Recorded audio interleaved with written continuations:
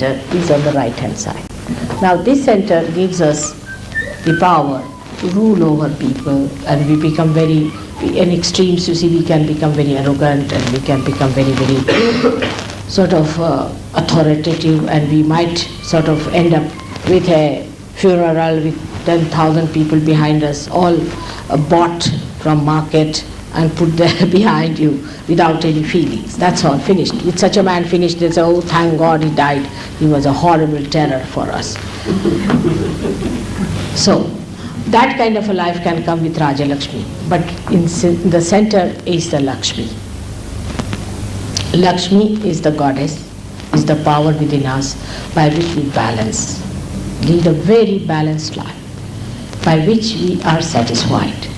Now they have made a beautiful picture of this Lakshmi. Also one should understand this power is a lady, is a mother, and she stands on a lotus. Now these are all symbols which suggest that these symbols are carved out with such deep significance. She stands on a lotus. Means imagine who can stand on a lotus. And she is a very healthy woman, and she stands on a lotus. It means that she is never putting pressure on anyone.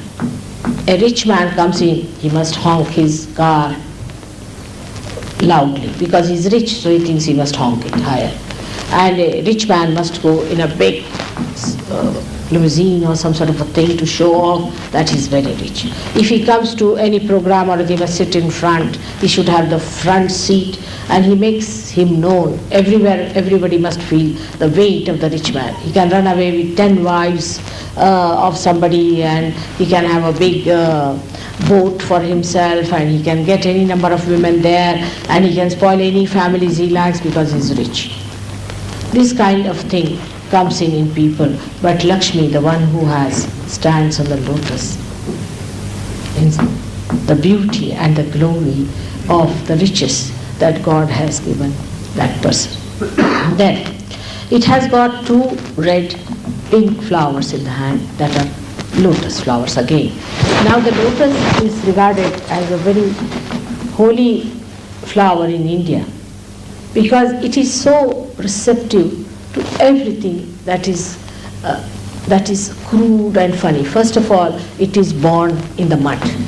Just think of it. In the mud, in the filth, where the horrible smell is coming out, the lotus is born. And the one lotus gives the fragrance, the beautiful fragrance to the whole atmosphere, and kills all that filth and everything, and covers the whole pond with its big, big leaves, so that it looks a beautiful pond. That's what is the lotus for. But this lotus is a pink lotus, means pink, is the sign of love. Pink is the sign of love. So such a person has to have tremendous love and that softness of the lotus.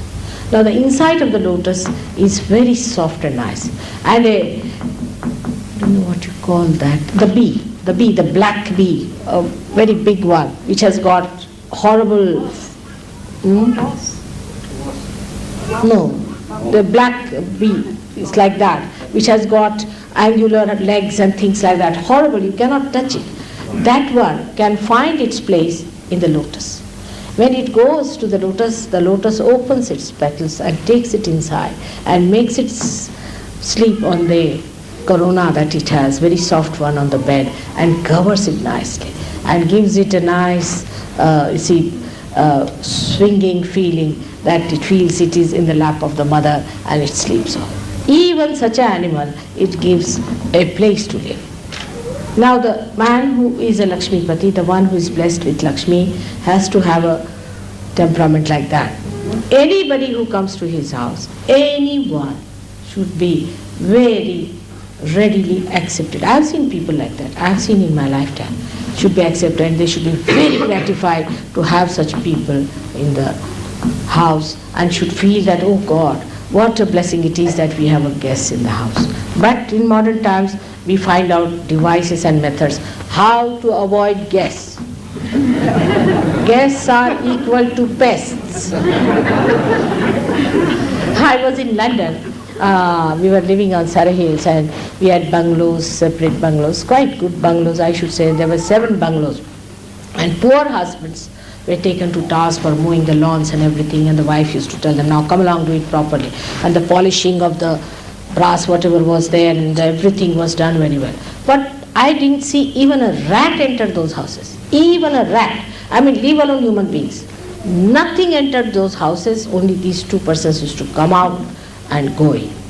And I don't know, they might be having some yearly, some sort of a get-together maybe, but nobody would. While my house was naturally, I am like this, so it was open all the time. People would come in and go out and this and that, and I was just enjoying their company. And one day they asked me, what's the matter in your house? All the time people are coming and going, and we used to wonder what is it going on inside. I said, nothing, just they come, have tea and go. That's all, just some talk together, some rapport of love. But what is this, all the doors are closed? That way I must say, Sydney people are very open-hearted.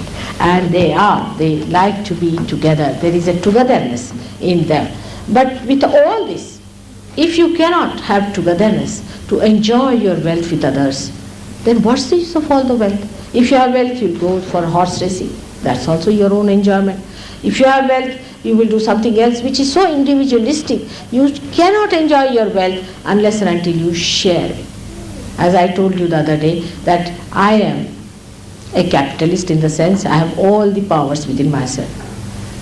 But I cannot live without sharing it, so I am the greatest communist because I just cannot enjoy it. That's why I had to come all the way to Australia. And today my husband was so insistent that I should come back. So I said, no, I have to meet all the Australians still, and then I'll come. So unless and until you share this love after realization, you do not enjoy.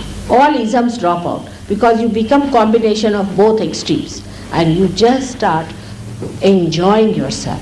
Now this lotus is in the hand, and another hand that the goddess has is like this. She has 4 hands and one hand like this. Now this hand that is like this means with this we must give.